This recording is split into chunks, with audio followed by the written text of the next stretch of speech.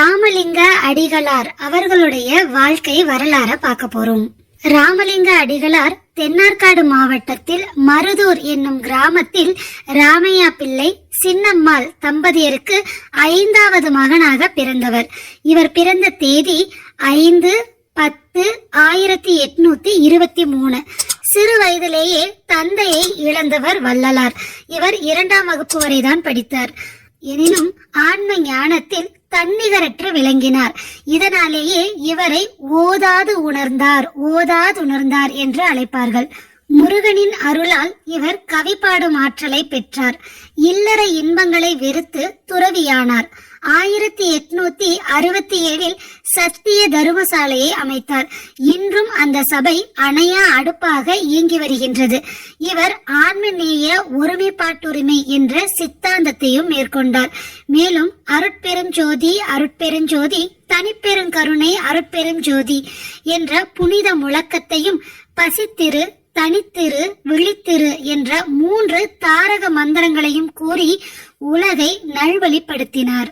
இவர் பாடிய 6000த்திற்கும் மேற்பட்ட பாடல்களை 6 திருமுறைகளாக வகுத்துள்ளனர். திருஞான சம்பந்தர், திருநாவுக்கரசர், சுந்தரர், மாணிக்கவாசகர், தாயுமானவர் போன்ற சான்றோர்களை பின்பற்றி இவரும் பதிகம், மாலை, விண்ணப்பம், உலா, கன்னிகள் முதலிய பல வகை பாக்களை இயற்றியுள்ளார். அகப்பொருள் துறை வழி நின்று காதலி நிலையில் பாடிய பாக்களும் நிறைய உண்டு. அவை எளிமையும் இனிமையும் கொண்டவை. இசை பாக்களான கீர்த்தனை பாடல்கள் இசை இன்பமும் பொருள் நலமும் பெற்று விளங்குகின்றன. இவைகளையே திருவருட்பா என மக்களால் போற்றப்படுகின்றன. இவர் எழுதிய மனுமுறை கண்ட வாசகம் என்ற நூல் மனுநீதி சோழனின் வரலாற்றை கூறுகின்றது.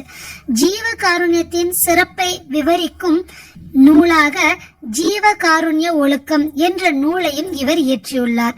ராமலிங்க அடிகளார் இறைவனை ஜோதி வடிவில் கண்டவர். அதனாலேயே அருட்பெரும் ஜோதி தனிப்பெரும் கருணை அருட்பெருஞ்சோதி என்ற புனித முழக்கத்தை கூறியவர்.